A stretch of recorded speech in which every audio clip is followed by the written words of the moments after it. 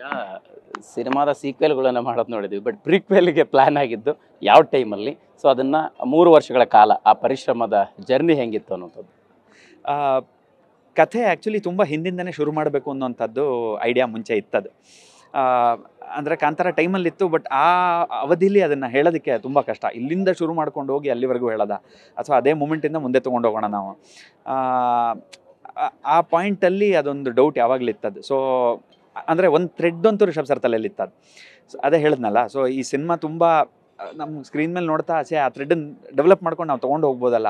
ಒಂದು 30-40% ಇದೆ, ಇನ್ನೊಂದು ಸ್ವಲ್ಪ ಮಾಡಿದ್ರೆ ನಾವು ಬ್ಯೂಟಿಫುಲ್ಲಾಗಿ ನಾವು ಆ ಸ್ಟೋರಿನ ಹೇಳ್ಬೋದು ಅನ್ನೋದು ಅವ್ರಿಗೆ ಅನಿಸಿ, ಈ ಸಿನಿಮಾದಲ್ಲಿ ಕಾಂತಾರ 1 ರಿಲೀಸ್ ಟೈಮಲ್ಲಿ ಇಲ್ಲ ಡೆಫಿನೆಟ್ಲಿ ನಾವು ಆ ಥ್ರೆಡ್ನ ಕಂಪ್ಲೀಟ್ ಮಾಡಿ ಇದನ್ನೊಂದು ಪ್ರೀಕ್ವಲ್ ಥರ ತೊಗೊಂಡು ಹೋಗೋಣ ಅನ್ನೋದು ಐಡಿಯಾ ಬಂದಿದೆ ಸರ್. ಎಸ್ ಸರ್, ರಿಷಬ್ ಅವರು ನಟ ಮಾತ್ರ ಅಲ್ಲ, ನಿರ್ದೇಶಕರು ಕೂಡ ಹೌದು. ಒಂದು ಸಿನಿಮಾಗೆ ಒಬ್ಬ ನಟ ಆಗಿ ನಿರ್ದೇಶಕ ಆಗಿ ಕೆಲವು ರಿಸ್ಕ್ಗಳನ್ನು ತೆಗೆದುಕೊಳ್ಳುವಂತಹ ಸಂದರ್ಭದಲ್ಲಿ ನೀವು ಹೇಗೆ ಸಾಥ್ ನೀಡಿದ್ರಿ? ಅವರ ಸಜೆಷನ್ಸ್ ಏನಾಗಿರ್ತಿತ್ತು ಅಂತ? ಸರ್, ನಾವು ಅಂದರೆ ಬರಹಗಾರರು ಅಂತಂದರೆ ಇವಾಗ ಜಸ್ಟ್ ನಾವು ಬರೆದು ಬಿಡ್ತೀವಿ, ಅಥವಾ ಆ ಥರದ್ದು ಅಂದರೆ ನಮ್ಗೆ ಯಾವ್ದು ಲಿಮಿಟೇಷನ್ಸ್ ಇಲ್ಲ. ಸೊ ಅಂದರೆ ಬೇಸಿಕಲಿ ಕೋರ್ ಟೀಮಲ್ಲಿ ಒಂದೇನು ಅಂತಂದರೆ ಎಲ್ಲರೂ ಎಲ್ಲ ಕೆಲಸನೂ ಮಾಡ್ತಾರೆ.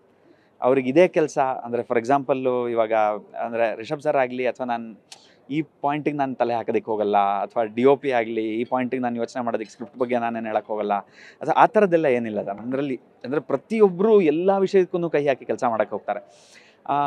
ಆಮೇಲೆ ಅವರಿಗೂ ಅಂದರೆ ಆ ಟೀಮ್ ಮೇಲೆ ರಿಷಬ್ ಸರ್ಗೂ ಒಂದು ನಂಬಿಕೆ ಇರೋದ್ರಿಂದ ನಮಗೆ ಅಂದರೆ ಕೆಲವು ಡಿಸಿಷನ್ಸ್ ತೊಗೊಳ್ಳೋವಂಥ ಸ್ಪೇಸ್ ಮಾಡಿಕೊಡ್ತಾರೆ ಅವರು.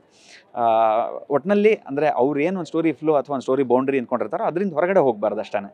ಅದ್ರ ಒಳಗಡೆ ಇರುವಂಥ ಡಿಸಿಷನ್ ತೊಗೊಳ್ಳೋದಕ್ಕೆ ಒಂದು ಡೆಫಿನೆಟ್ಲಿ ನಮಗೊಂದು ಸ್ಪೇಸ್ ಮಾಡಿಕೊಡ್ತಾರೆ. ಸೊ ಆ ಥರದ್ರಲ್ಲಿ ಐ ಮೀನ್ ಅವ್ರು ಹೋಪ್ಫುಲಿ ಅವ್ರು ಅಂದ್ಕೊಂಡಾಗ ನಾವು ಸಪೋರ್ಟಿವ್ ಆಗಿ ನಿಂತ್ಕೊಂಡಿದ್ದೀವಿ ಅಂತ ಅನ್ಕೊತೀವಿ.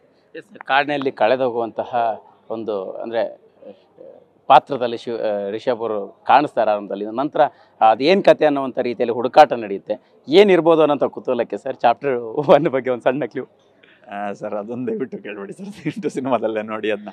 ಕಥೆದ ಬಗ್ಗೆ ಏನು ಕೇಳಬೇಡಿ, ಬಿಹೈಂಡ್ ದ ಸೀನ್ ಏನಾರು ಇದ್ರೆ ಕೇಳಿ, ಸಿನಿಮಾದಲ್ಲಿ ನೋಡಿ. ಇಲ್ಲದ್ರೆ ನಿಮಗೂ ಸುಮ್ಮನೆ ಐ ಮೀನ್ ನಾನು ಅದು ಹೇಳಕ್ಕೆ ಆಗಲ್ಲ ಅದನ್ನ. ಎಸ್, ಈಗ ಅಂದರೆ ಈ ಅದ್ದೂರಿತನ ಮತ್ತು ಮೇಕಿಂಗ್ ಬಗ್ಗೆ ಹೇಳುವಂಥದ್ದು ಸರ್, ಅದರ ಪ್ಲ್ಯಾನ್ ಹೆಂಗಾಯಿತು? ಎಷ್ಟು ಸೆಟ್ಗಳನ್ನು ಹಾಕಿದ್ರಿ? ಯಾವ ರೀತಿ ಅದೆಲ್ಲ ಪ್ಲ್ಯಾನ್ ಇತ್ತು ಅನ್ನೋದು? ಸರ್, ಇದಕ್ಕೆ ಪ್ರಾಬಬ್ಲಿ ಆನ್ಸರ್ ನಾನು ಅಂದರೆ ನೀವು ಒಂದು ಸರ್ತಿ ಸಿನಿಮಾ ನೋಡಿದ್ಮೇಲೆ ನಾನು ಕೊಡ್ಬೋದು. ಯಾಕಂತಂದರೆ ಇವತ್ತಿಗೆ ನಾನು ಈ ಸೆಟ್ಟು ಆ ಸೆಟ್ಟು ಅಂದರೆ ನಿಮ್ಗೆ ಅದು ಏನು ಅಂತ ಗೊತ್ತಾಗಲ್ಲ ಅದು. ಆ್ಯಂಡ್ ನಮ್ಮದು ಸೆಟ್ಟು ಅಂತಂದರೆ ತೀರಾ ಸ್ಟುಡಿಯೋ ಒಳಗಡೆ ಹಾಕಿ ಮಾಡೋವಂಥದ್ದಲ್ಲ. ಸೆಟ್ ಅಂತಂದರೆ ನಾವು ಒಂದು ಊರನ್ನೇ ಏನು ಸೃಷ್ಟಿ ಮಾಡೋದಕ್ಕೆ ಅವ್ರಿಗೆ ಏನು ಐಡಿಯಾ ಇತ್ತು, ನನಗೊಂದು ಜಾಗ ಹಿಂಗೆ ಬರಬೇಕು ಅನ್ನೋವಂಥದ್ದು DOP ತಲೆಯಲ್ಲಿ ಏನಿತ್ತು. ಸೊ ಅಂದರೆ ಅದೇ ಥರನ ಕ್ರಿಯೇಟ್ ಮಾಡಿರೋದು. ಅದು ನಾನಿವಾಗ ಅದೇ ಪಾಯಿಂಟಲ್ಲಿ ಆಯ್ತು, ಇದೇ ಪಾಯಿಂಟಲ್ಲಿ ಆಯಿತು ಅಂತ ಪ್ರಾಬಬ್ಲಿ ನಾನು ನೀವು ಸಿನಿಮಾ ನೋಡೋದಕ್ಕಿಂತ ಮುಂಚೆ ಹೇಳಿದ್ರೆ ಕನೆಕ್ಟ್ ಆಗಲ್ಲ. ಅದು ಸಿನಿಮಾ ನೋಡಿದ್ಮೇಲೆ ಐ ಥಿಂಕ್ ನಾನು ಇದಕ್ಕೆ ಬೆಟರ್ ಆನ್ಸರ್ ಮಾಡ್ಬೋದು.